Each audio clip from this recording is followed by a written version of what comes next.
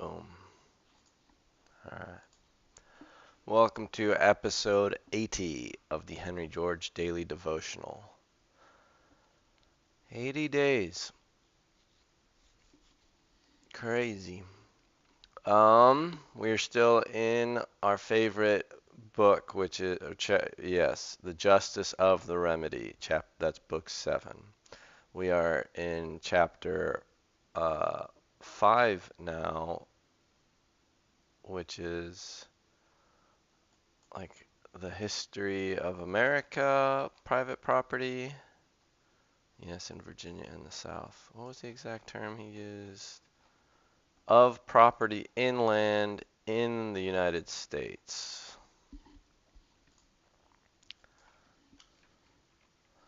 Of property inland in the United.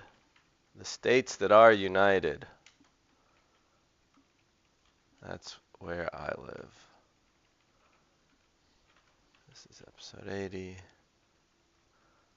book 7, chapter 5. All right. At the cost of a bloody war, 700,000 people dead on both sides together. We abolished chattel slavery, and yet we permit slavery in a more widespread and dangerous form to take root. Well, it wasn't taking root. It existed. The northern factory workers, I don't know when exactly factories became a big deal, but it wasn't like the lower class in the North were living in a Georgist unland or no land monopoly world. So if both sides had wage slavery and one additionally had chattel slavery, seems pretty good to get rid of the chattel slavery. All right, let's go. George writes, "The continent has seemed so wide, the area over which population might yet pour so vast, that familiarized by habit with the idea of private property in land, we have not realized its essential injustice. Yes, there's so much land, surely there's enough for everybody," the Americans thought. For not merely has this background of unsettled land prevented the full effect of private appropriation from being felt, even in the older sections, but to permit a man to take more land than he could use, that he might compel those who afterwards needed it to pay him for the privilege of using it, has not seemed so unjust when others in their turn might do the same thing by going further on. This was a conceptual hangup I had with Georgism for a while. That, suppose there were an infinite plain of fertile land, uh, then it doesn't seem so bad. Everyone can keep expanding. But I have disabused myself of that notion because, in a simple way, if you think of it like, suppose one or two plots of land can produce enough food for everybody, then if you go further out to this equally good land, you could produce more food, but then your transportation costs are going to be higher to get that food back to where everyone was already living. Um, you'll have to sell lower, so whatever, you're not going to make as much money, and so on and so forth as you get farther and farther out. But clearly, also, there's a saturation point where using that land for its sort of uh, independent natural value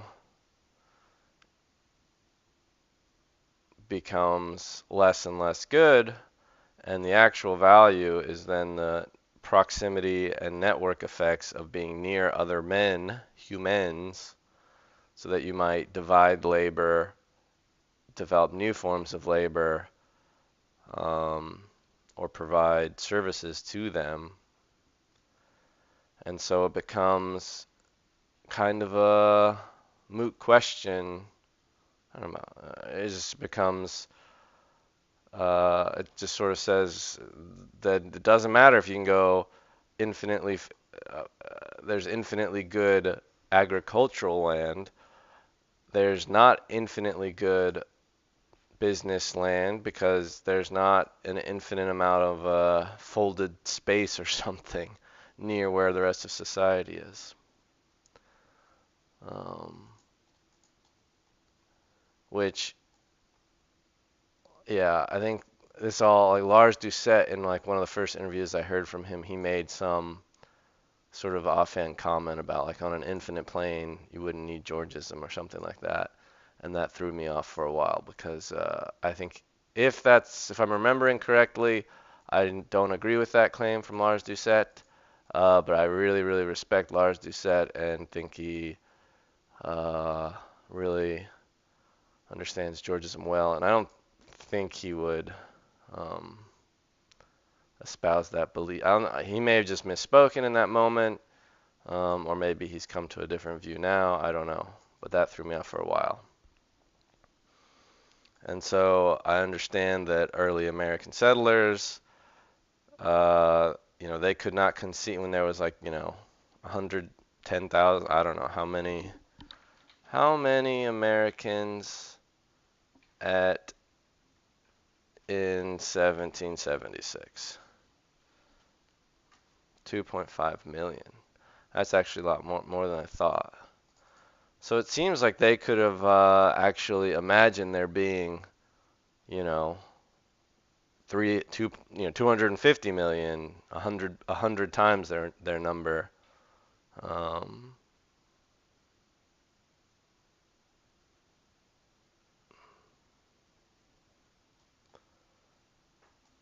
Seems like they could have imagined, but it would have taken some serious foresight to imagine the place getting all full up. But anyway, it, George says it did not seem so unjust when others in their turn might do the same thing by going further on, the same thing being claiming a bunch of land and then renting it out. And more than this, the very fortunes that have resulted from the appropriation of land, and that have thus really been drawn from taxes levied upon the wages of labor, have seemed and have been heralded as prizes held out to the laborer. In all the newer states, and even to a considerable extent in the older ones, our landed aristocracy is yet in its first generation. Yeah, interesting. Uh, our landed aristocracy is yet in its first generation. I don't know exactly what he would mean by that, because 1879 is 100 years after the Declaration of Independence, and that is 100-ish years after the first colonists got here. Um, but you could imagine that really early colonists lived in pretty cooperative modes. Those who have profited by the increase in the value of land have been largely men who began life without a cent. Their great fortunes, many of them running up high into the millions, seems to them and to many others as the best proofs of the justice of existing social conditions in rewarding prudence, foresight, industry, and thrift. Whereas the truth is that these fortunes are but the gains of monopoly, and are necessarily made at the expense of labor. But the fact that those thus enriched started as laborers hides this, and the same feeling which leads every ticket bolder in a lottery to delight in imagination in the magnitude of the prizes has prevented even the poor from quarreling with the system which thus made many poor men rich. Yeah, every American is a millionaire down his luck or something.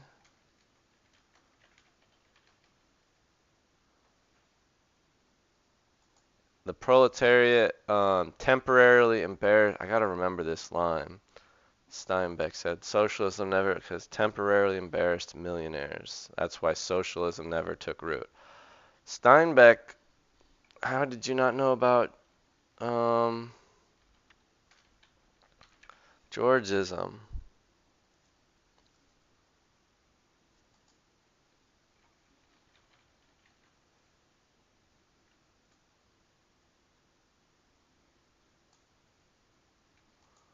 I don't know. Uh,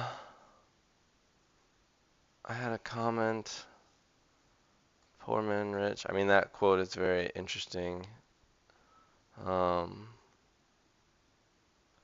oh yeah, maybe I've already talked about this in another Henry George Day devotional episode, but I was recently reading about how a bunch of samurai, after the samurai class was had a lot of their wealth seized and they were persecuted, in a few generations the samurai families again sort of reached the upper echelon of society. And this was also the case according to random Twitter thread about like the elites in China after the Cultural Revolution who were also, imprisoned and had their wealth seized and persecuted. A few generations later, their offspring also seem to reascend to being elite.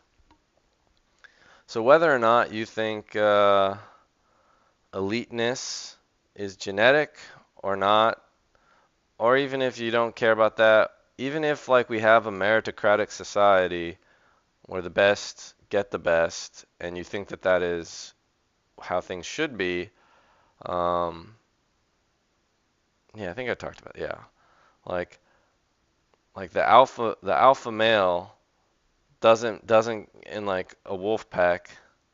Well, wolf packs are small, but like we shouldn't have a society where even if like the person who works the hardest wins, which is sort of what seems just, winning shouldn't be defined as they get everything and everyone else gets nothing. It shouldn't even be defined as the winner gets 80% and the losers get 20%. It should be each action of labor receives its just reward, which, maybe you think that's a little vague, but yeah. In short, and not to diminish at all, traditionally we look at all these billionaires. I do think they are uh, what's the word? Value creating in thousands of ways. I think their hard work, sure, their willingness to take on risk, um, but they're just their judgment and what risk to take on and what to do, and their ability to hire people, the right people, and organize them. I think I think those are, some people are magnificent at that kind of leadership, and they should probably, that work should be very highly compensated because it enables so much production. Um, I do not think, though, that it would be enough to compensate them to the billionaire level. Um, but anyway. In short, the American people have failed to see the essential injustice of private property in land because, as yet, they have not felt its full effects. This public domain, the vast extent of land yet to be reduced to private possession, the enormous common to which the faces of the energetic were always turned, has been the great fact that since the days when the first settlements began to fringe the Atlantic coast, has formed our national character and colored our national thought. Yes. I guess I should say that in that infinite plane example, it is that Georgism is still necessary. Uh, However, having infinite amount of agricultural land, if your society is still somewhat small and undeveloped, it'll be quite some time before the benefit of just claiming new land that you work is no longer the most productive thing to do. And in a lot of early American history, the most productive thing to do was still to go claim more land rather than work for a survival wage in the cities that already existed. The margin of cultivation, that is, had not yet been pushed out that far, I guess. It is not that we have eschewed a titled aristocracy and abolished primogeniture, that we elect all our officers from school director up to president, that our laws run in the name of the people instead of in the name of a prince, that the state knows no religion and our judges wear no wigs. It is not because of these things that we have been exempted from the ills that Fourth of July orators used to point to as characteristic of the effete despotisms of the Old World. The general intelligence, the general comfort, the active invention, the power of adaptation and assimilation, the free, independent spirit, the energy and hopefulness that have marked our people are not causes, but results. They have sprung from unfenced land. Yeah, this is crazy to think about. You know, you're raised as like rah land of the free. And George is saying our massive gains in personal freedom, our massive gains in worldly comforts are not due. Well, I guess I mixed that up a little bit. Our massive personal freedoms of religion, freedoms of, you know, not being classist, those are not the cause of our great gain in worldly comforts, but it is that we have had all of this land. This public domain has been the transmuting force which has turned, transmuting meaning turning it to gold, which has turned the thriftless, unambitious European peasant into the self-reliant Western farmer. Yeah. I mean, there's a lot of talk about the psychology of immigrant psychology. And I guess I've kind of just sort of been like, yeah, it sounds, the kind of person who chooses to stay versus the kind of person who chooses to leave. It's like, oh yeah, the person who leaves that's the person who has agency and they're seeking to change things. And I was like, yeah, that could be it. But also now I think about it, it's like, well, that might be the person who's not able to compete as well. The more desperate one. I think both things are true though. There are sometimes it is the lower class desperate person who emigrates, but also I don't know. I feel like especially in more of this like later stage of emigration and immigrants to America, like now I think it is definitely the capable and ambitious young people in Europe and who come over here to like pursue the chance of hitting it big. But it's probably not, yeah, it's definitely not the comfortable upper class. Maybe. I don't know, not that if they're not, yeah, they're not that like it's very seldom that I've ever met like the upper or middle upper class of Central, I've played soccer and known tons of Mexican Americans and others like Central Americans, um, you know, and some South Americans. So I've, played with all these guys, and they pretty much always have been from the lower class. And yet I know that there is a large, well, I don't know about, there is an upper class I guess I in college I played soccer with probably one member of the Brazilian upper class. Um, but then on the East Coast, I met a bunch of Brazilians who were not from. Well, yeah, I don't know where I'm going with this, except who knows exactly the nature of the immigrants. George is claiming that it doesn't really. He's saying the thing that caused the new America to succeed was land, not some claim about the people who came here having magical abilities or are self-selecting into like the kind of um, you know self-selecting. Oh, these people were like our forefathers were not super special. We want to praise them and glorify them, but maybe it was just the land being available to an agricultural society that enabled a kind of independent spirit, energy and hopefulness and freedom that was the result of the land, not the cause. It has given a consciousness of freedom even to the dweller in crowded cities, and has been a wellspring of hope even to those who have never thought of taking refuge upon it.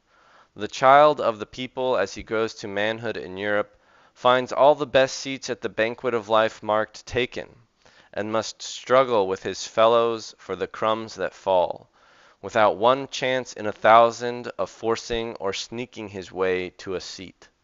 In America, whatever his condition, there has always been the consciousness that the public domain lay behind him, and the knowledge of this fact, acting and reacting, has penetrated our whole national life, giving to it generosity and independence, elasticity and ambition. All that we are proud of in the American character, all that makes our conditions and institutions better than those of older countries, we may trace to the fact that land has been cheap in the United States, because new soil has been open to the emigrant. But our advance has reached the Pacific. Further west we cannot go, and increasing population can but expand north and south and fill up what has been passed over. North it is already filling up the valley of the Red River, pressing into that of the Saskatchewan and preempting Washington Territory. South it is covering westward Texas and taking up the arable valleys of New Mexico and Arizona.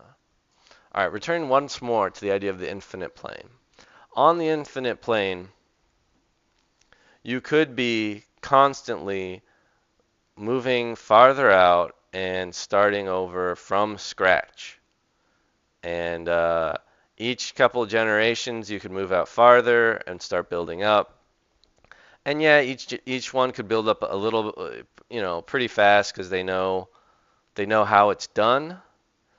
But yet each generation moving out and homesteading and moving out farther and farther would be starting over from scratch. They would not be able to trade at all effectively. Like, can you imagine there being a copy of America in the Pacific, the continent, or, the contiguous, whatever, another continent just in the Pacific? Yeah, we could go and restart a new world, and you could totally build it up, and that'd be fine. But you go out there now and you try to like manually start farming some like tobacco fields, and then you try to get in your sailboat and come back here, and then you try to sell that to us, and we'll offer you like nothing for it because we can produce way more tobacco. And we also don't care about tobacco as much, maybe. So you would not even have the trade partners that the New World had when it was developing. So it would be even harder. But it would still be possible. So an infinite plane would not be as desperate as modern globalized society has gotten, that has where we've run out of that infinite plane of good, fertile land. Um, so you would never, the bottom wouldn't ever get super, super low, I guess, on an infinite plane. Um, but future generations would not really be able to participate uh, with the advances of society. And uh, yeah, whereas it's even worse in our current world where there isn't even that infinite plane um, to start over in. The Republic has entered upon a new era, an era in which the monopoly of the land will tell with an accelerating effect. The great fact which has been so potent is ceasing to be. The public domain is almost gone. A very few years will end its influence, already rapidly failing. I do not mean to say that there will be no public domain.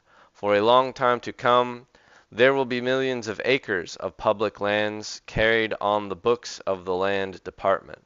But it must be remembered that the best part of the continent for agricultural purposes is already overrun, and that it is the poorest land that is left. It must be remembered that what remains comprises the great mountain ranges, the sterile deserts, the high plains fit only for grazing. And it must be remembered that much of this land which figures in the reports as open to settlement is unsurveyed land which has been appropriated by possessory claims or locations which do not appear until the land is returned as surveyed. What? I don't know what this is about. Much of this land which figures in the reports as open to settlement. Okay, so there's a bunch of claims about land that's open to settlement, hasn't been surveyed, which has been appropriated by possessory claims or locations which do not appear until the land is returned as surveyed. I see. So I guess people say that there's a whole bunch of land open for settlement, but he's saying that it actually, once it's surveyed, it is appropriated by possessory claim. But I don't get it. Isn't that if there's a whole bunch of land open to settlement, whoever goes and surveys it can claim it? Or are you saying it really isn't, it's already pre-claimed? I don't know. It's a historical thing, and I don't think he's going to go super in detail, so we'll move on. California figures on the books of the Land Department as the greatest land state of the Union, containing nearly 100 million acres of public land, something like 1/12 of the whole public domain. Yet so much of this is covered by railroad grants or held in the way of which I have spoken. Okay, he did sort of explain it. So a bunch of people at his time are saying, yeah, there's still tons of open land, 100 million acres. But now he's saying there's just a misconception. A lot of this open land is already granted to railroads, or it's subject to these possessory claims, which appear once it's surveyed. So maybe you have to survey a bunch of land to determine what category it falls into, and if it falls into the specific category, then it is just claimed as part of the grant or whatever these other claims are. And we don't know. Of this 100 million that's available, maybe 50 million falls under the purview of the railroads, maybe 10 million, maybe 1 million, maybe 99 million, I guess. And I don't know. So much of this land consists of untillable mountains or plains which require irrigation. So much is monopolized by locations which command the water, that as a matter of fact it is difficult to point the immigrant to any part of the state where he can take up a farm on which he can settle and maintain a family. And so men weary of the quest, weary of the quest, I was right the first time, end up buying land or renting it on shares. It is not that there is any real scarcity of land in California. For an empire in herself, California will someday maintain a population as large as that of France. But appropriation has got ahead of the settler and manages to keep just ahead of him. France population, 68 million. California, population 40 million. Not quite right there, George. Not yet, at least. That's funny. LA, greater area population 13, 12, yeah. Huh.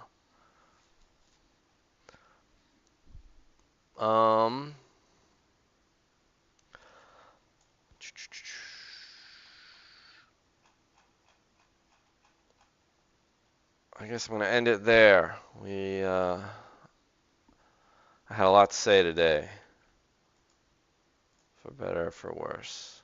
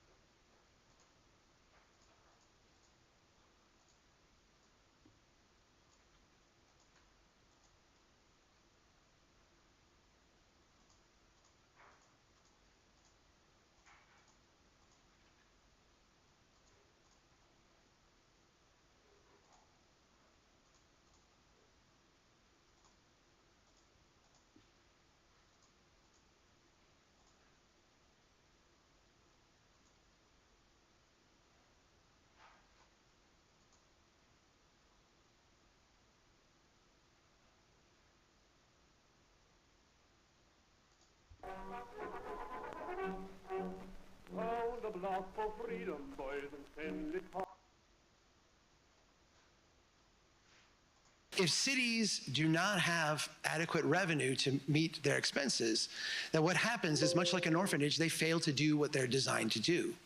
They fail to provide the services. They fail to provide the roads and the streets and the sewer and the water and the police protection, the fire protection, and all the things that we come to expect from local government. They provide that in an inadequate way. Can we all agree on that? That this is a consequence of not having revenues that ultimately exceed our expenses. And this is a reality that cities have to run a profit. Well, cities have to exist in a state where they have greater revenues than they have expenses.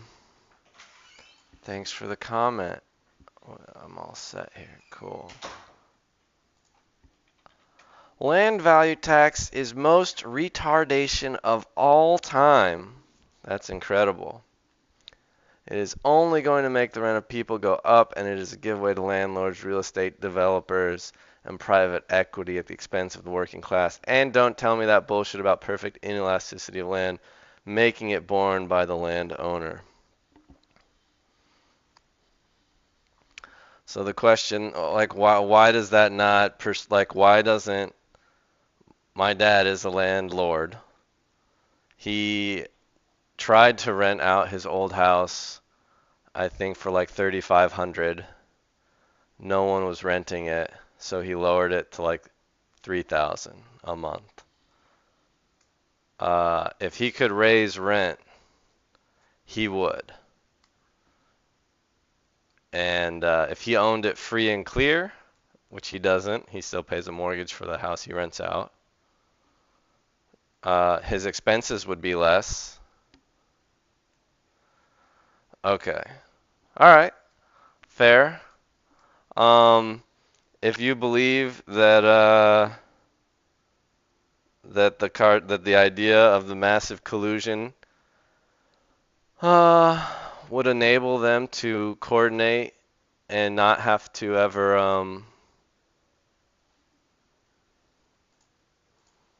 I don't know. So like, I mean, the question then, if they can collude so well now, again, like, why aren't they charging more now? Right? I mean, presumably they're all trying to just make as much money as they can. Why wouldn't they charge more now? Because the masses would revolt. And you don't think that some landlords would ever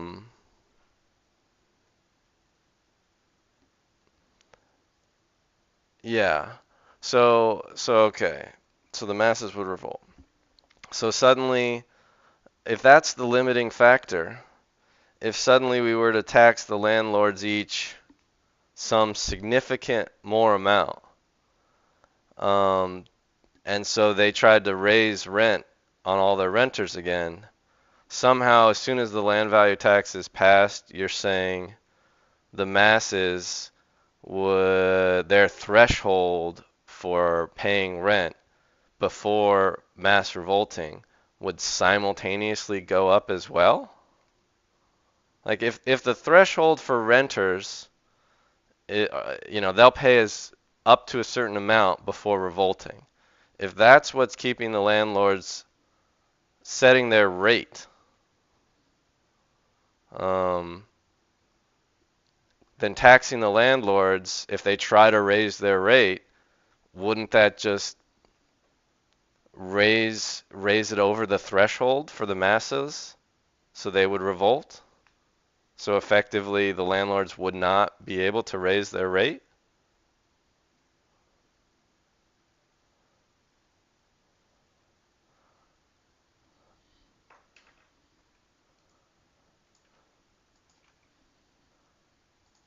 I mean, I find that pretty persuasive. Hold on.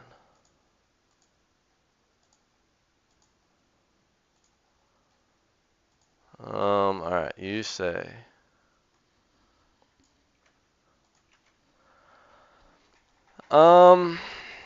No, because the landlords also consider the profit they want to make before renting. It would just mean more empty lots and homes. Okay.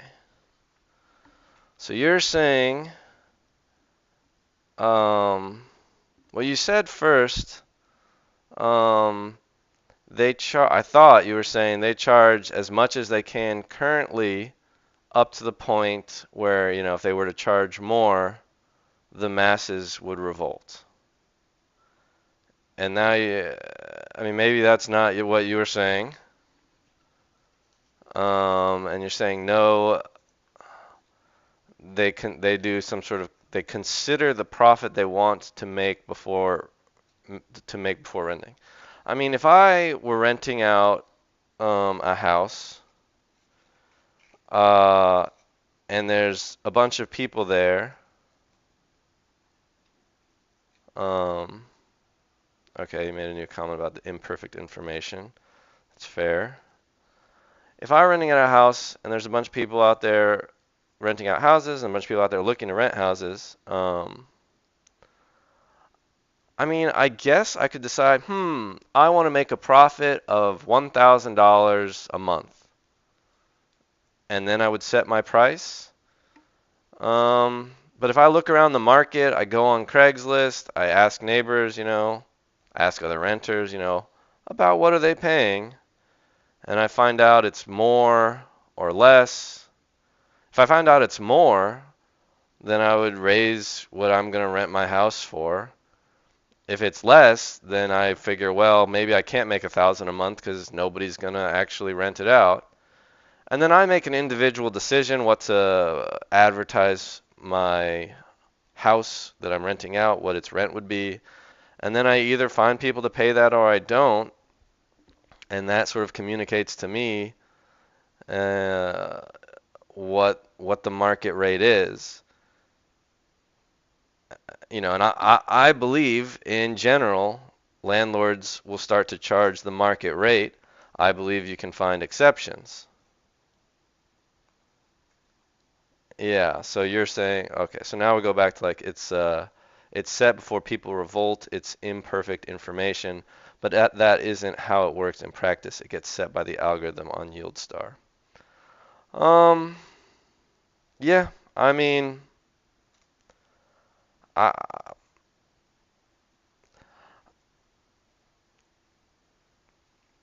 again, like if you believe, so I can grant that.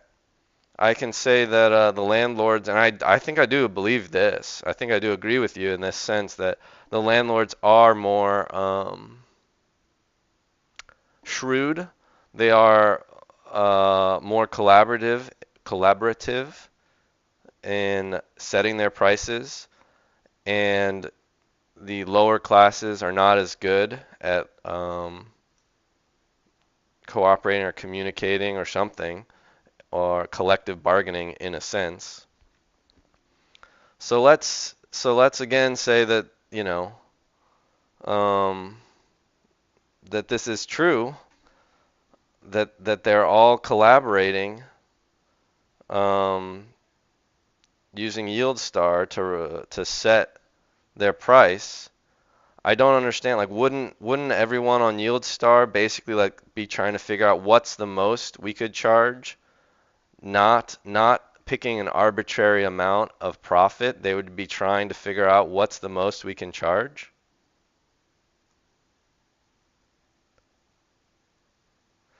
When you have a concentration of market power and collusion, information asymmetry between owners and renters, etc., then you do not get an equilibrium set by people's willingness to pay at the margin. I mean, I am skeptical of the effectiveness of these collusions, but I can grant you this. Like, I can grant you this. But I need to understand why the collusion would not lead towards the landlords charging up to that threshold you agreed was the threshold at which the masses would revolt. Like, I don't need to know anything about my other renter, if I'm a renter, I don't need to know anything about other renters or other landlords. I only need to know that if I cannot find anywhere to rent that I can afford, I'm going to start fighting to survive, literally. And so, if the landlords are all colluding, I I would presume they would charge close to as much as the lowest class can bear before they start fighting. And if that is the case, then if you were to tax the landlord, I don't see how they would be able to raise their rate any more than they are already raising it.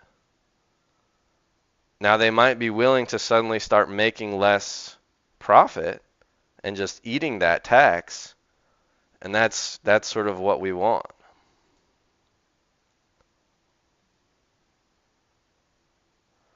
So, okay, then I guess if they do reach that point, then LVT would have its burden entirely on the owner. Yeah. Now you might have some argument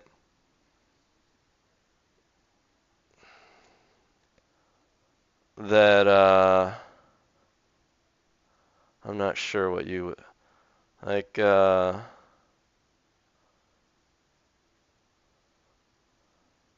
mean, I don't know. I guess you could try to argue that that only applies to the very bottom of the renter market. I mean, I mean, it's all sort of through exchange. I mean, I think then the burden does fall entirely on the owner at every rung of the socioeconomic ladder. Let me publish my um, video.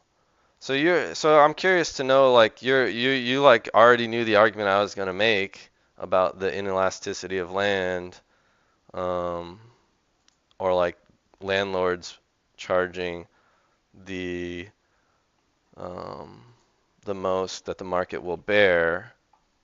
Generally speaking, you can always find some landlords who are trying to charge way too much, and some landlords who are charging way under the market.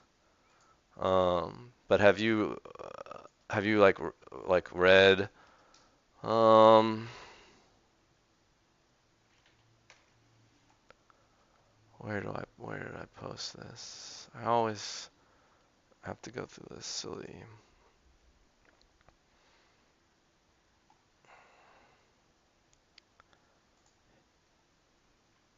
like this article about can LVT be passed on to tenants? Like this is where I get most of my thoughts about um this subject.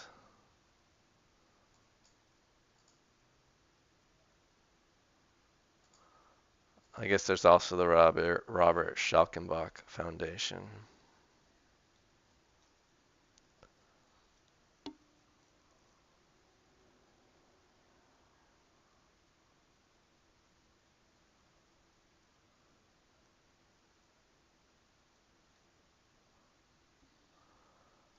Anyway,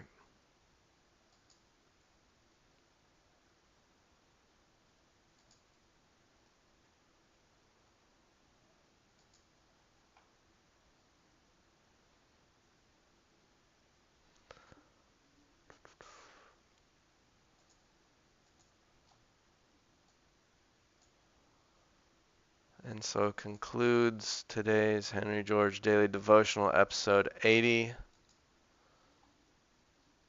And how I'm also, if you're still in the chat, neoliberalism, I'm curious how you even found me. Maybe just from YouTube or something. Cause I'm gonna rename the lonely Georgist. Although I have lots of Georgist friends on the Discord, I'm just not the popular Georgist streamer that I wish I was. But maybe you're gone.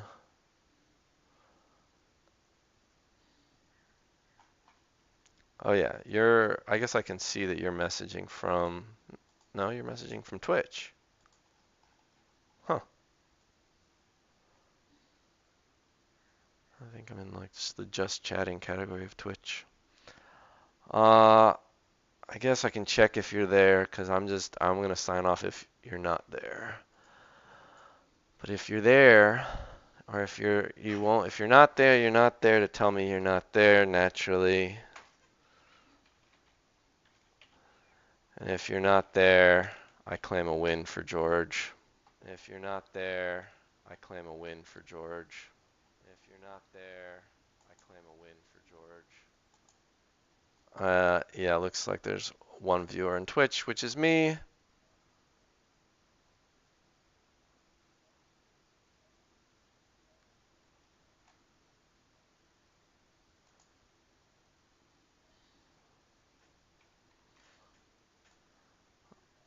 I claim the win for George. Alright, sayonara.